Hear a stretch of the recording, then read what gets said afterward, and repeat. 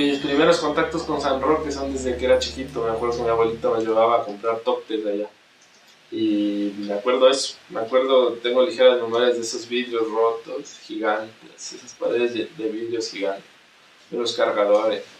Después, hace un par de años, hace un par de años, fui a pintar allá un mural en homenaje a los cargadores del mercado de San Roque también, porque es un poco ir a esos espacios más populares, ¿no? Donde está la gente y tratar de hablar de ellos mismos ahí. Eso es como, me di cuenta que los cargadores son personas invisibles para mucha gente, porque por arte de magia aparecen tus cosas en tu carro, por ejemplo.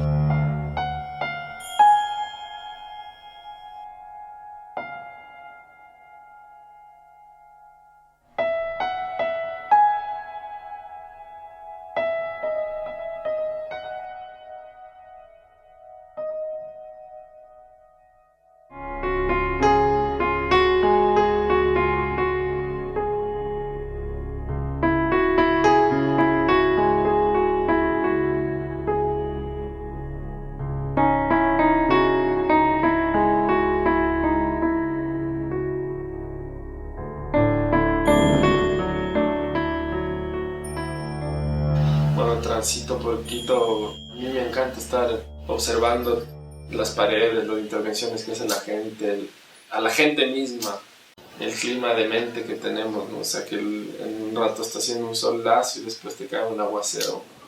O sea, pienso que ese tipo de cosas son lindas, ¿no? O sea, poder ver el contraste que existe entre los nuevos edificios que se están gestando versus el Quito tradicional que a mí me encanta visitar. A Quito se lo va haciendo, ¿no? Conforme pasa el tiempo, porque tenemos todavía caminos muy largos por recorrer en diferentes aspectos y uno de ellos puede ser el arte urbano. Para mí fue muy influyente mi infancia en el sentido de que compartí mucho tiempo con mi abuelito. Con él nos íbamos al Ejido, a la Carolina y escondíamos tesoros, que eran unas moneditas envueltas en papel higiénico. Escondíamos en las grietas de los árboles, nos íbamos a los bancos, nos íbamos a visitarle a su hermana, a visitar su barrio que era La Tola. Siempre ha estado cargado de buen humor, de anécdotas, de esa sal quiteña que le caracteriza. Entonces el contacto con él y con su visión del mundo a mí me enriqueció mucho. Ir a comer caldos de patas todos los domingos de la mañana, ir a los mercados, a conocer, a tener ese contacto más cercano con la gente, ¿no? Y eso a mí pienso que me marcó mucho, la forma de hablar, los chistes, las anécdotas.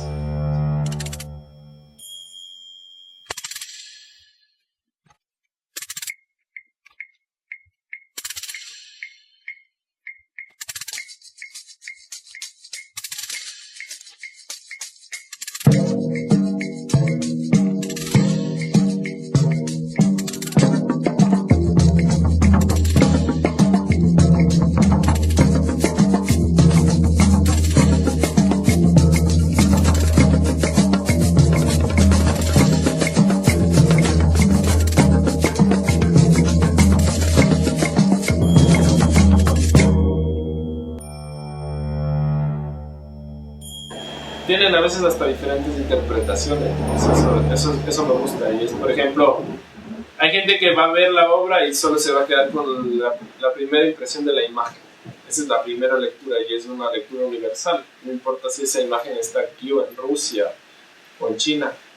Es una imagen que se entiende desde lo visual, por ende es universal. Entonces, esa es una primera lectura que existe. La segunda lectura que existe también es el tema del texto. Entonces la gente que entienda el idioma y que entienda, por ejemplo, el lenguaje más popular, la jerga, va a poder acceder a esa segunda capa de entendimiento, por ejemplo. Y hay una tercera capa que es cuando ya relacionas lo que dice el texto con la imagen. Entonces ahí puedes tener un tercer nivel de entendimiento. Y hay mucha gente que se va a quedar en los diferentes niveles, pero yo por eso te digo que procuro generar también algo que sea agradable a nivel técnico en pintura, por ejemplo, o sea, porque hay gente que solo se va a quedar con eso. El arte que hago lo puede entender un ejecutivo, un entendido en arte, lo puede ver una señora que vende comida en la calle, lo puede ver un niño, un anciano.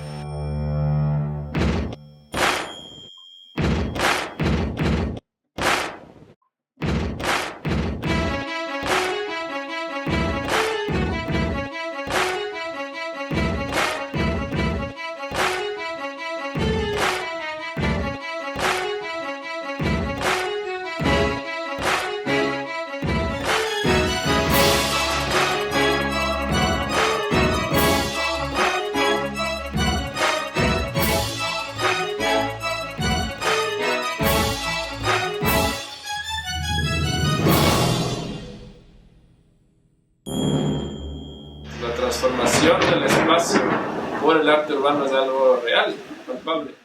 Y solo basta con que se les muestre a las generaciones anteriores cómo los espacios cambian, cómo pones algo positivo también. Porque otra cosa que pasa también es que hay señoras que se viven, o sea, interminablemente pintando la fachada de su casa de blanco porque vienen y le rayan, vienen y le rayan, vienen y le rayan. En el momento en el que tú pintas un mural, ya no te rayan encima, hiciste un respeto.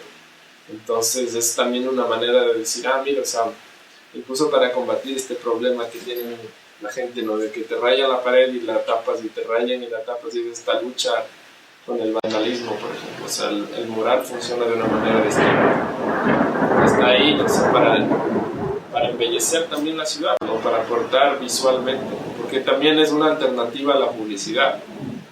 Es un poco, no sé, inverosímil el hecho de que la publicidad tenga más aceptación y más cabida que el arte urbano. Es un poco algo que podemos ponernos a pensar.